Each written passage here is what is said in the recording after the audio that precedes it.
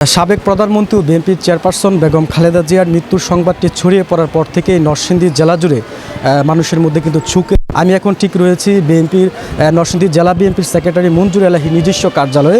এখানে কিন্তু আমি দেখেছি সকাল থেকেই কিন্তু এই সংবাদটি যখন নেতাকর্মীদের মাঝে ছড়িয়ে পড়ে তখন কিন্তু তারা এই কার্যালয়ে আসছেন এবং একে অপরকে জড়িয়ে ধরে কিন্তু তারা কান্নায় ভেঙে পড়ছেন। অনেকে কিন্তু আবার আবেগ আপ্লুত হয়ে পড়েছেন, অনেকে আবার নীরবে কিন্তু এই সুখ পালন করছেন। আমি যদি একটু দেখাই যে আমার পাশে কিন্তু এখন রয়েছেন নরসিংদী জেলা বিএনপির সেক্রেটারি এবং নরসিংদী 3 আসন থেকে যিনি এখন বিএনপির মনোনীত প্রার্থী হিসাবে রয়েছেন। আমি একটু জানতে চাই যে এই যে বিএনপির চেয়ারপারসন বেগম খালেদা জিয়া মারা গেলেন, তাকে উপলক্ষ করে নরসিংদী জেলা বিএনপির কার্যালয় থেকে কী কর্মসূচি ঘোষণা করা হয়েছে একটু যদি বলতেন। ধন্যবাদ আপনাকে। আপনারা জানেন বাংলাদেশের স্বাধীনতার ঘোষক শহীদ প্রেসিডেন্ট জিয়াউর রহমান সাহেব মারা যাওয়ার পরে আমাদের এই দলের হাল কে ধরবে এটা নিয়েই কিন্তু আমাদের তৎকালীন সময়ে একটা সংকট ছিল। সেই গৃহবধূ থেকে আজকে আমাদের দেশনেত্রী বেগম খালেদা জিয়া দলের হাল ধরলেন। এমন একটা অবস্থা হলেন আজকে কিন্তু বাংলাদেশের প্রতীক হিসাবে কিন্তু উনি আজকে প্রতিষ্ঠিত হয়েছেন। খালেদা জিয়া মানে হচ্ছে একটা প্রতিষ্ঠান।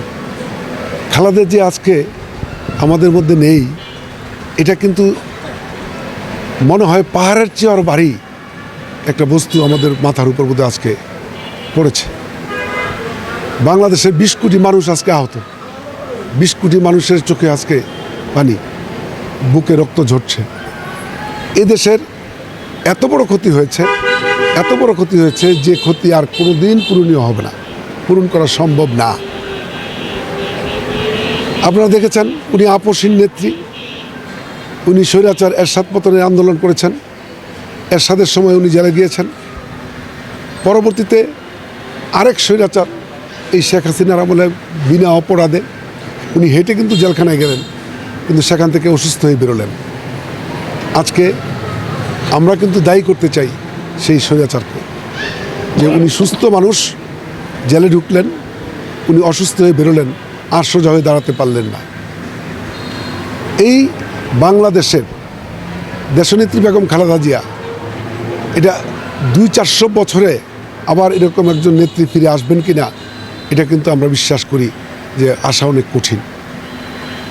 যে মানুষটি দলমতের ঊর্ধ্বে উঠে, ধর্ম বর্ণের ঊর্ধ্বে উঠে আজকে বাংলাদেশের সিম্বল হিসেবে প্রতিষ্ঠিত হয়েছেন, এটা কিন্তু পৃথিবীতে একটা নজিরবিহীন ঘটনা। আজকে দেশনেত্রী বেগম খালেদা জিয়া শুধু আমাদের বাংলাদেশের নেত্রী নন, উনি কিন্তু আজকে বিশ্ব নেতা হিসাবে উনি প্রতিষ্ঠিত হয়েছেন। আমরা এই সুখ কীভাবে সহ্য করব আল্লাহর কাছে আমরা কিন্তু দোয়া কামনা করছি। আল্লাহ ওনাকে এত মানুষের ভালোবাসা, ইসলামী মূল্যবোধে বিশ্বাসী ছিলেন, আল্লাহ যেন উনি যদি কোনো ভুল করে থাকেন আল্লাহ পাক সেই ভুলটাকে ক্ষমা করে আল্লাহ যেন ওনাকে জান্নাত নসিব করেন। আমাদের দলের ভারপ্রাপ্ত চেয়ারম্যান জনাব তারেক রহমান সাহেব, উনি বাংলাদেশের মধ্যে আরেকটা অসহায় মানুষ। দেখেন ওনার আজকে 17 বছর উনি বিদেশে ছিলেন, উনি দেশে আসছেন, ঠিক এই মুহূর্তে ওনার মা মারা গেলেন, এর মাঝখানে ওনার ভাইটা মারা গেলেন। আজকে আমাদের দলের চেয়ারপারসন উনি হবেন, কিন্তু উনি যদি এই কষ্টটাকে সহ্য করতে না পারেন তাহলে দেশের কিন্তু আরও অনেক বড় ক্ষতি হয়ে যাবে। আমি আল্লাহর কাছে দোয়া করব আল্লাহ যেন ওনাকেও এই কষ্ট, এই দুঃখ, এটা যেন ধৈর্য ধারণ করার ক্ষমতা দান করে। তাহলে আমাদের বাংলাদেশটাকে আমরা অবশ্যই আবার হয়তো একটা অবস্থানে আমরা নিয়ে যেতে পারবো, এই বিশ্বাস আমরা রাখি। এবং আমাদের নেতার সেই ক্যাপাসিটি, কোয়ালিটি, কোয়ান্টিটি সব কিছু কিন্তু আছে, আমরা দেখতে পাচ্ছি। বাবার মতো, মায়ের মতো আমাদের এই নেতা জনাব তারেক রহমান সাহেব আবার একদিন এই বাংলাদেশের সিম্বল হিসেবে প্রতিষ্ঠিত হবেন, আমরা সেই দিনের অপেক্ষায় আছি।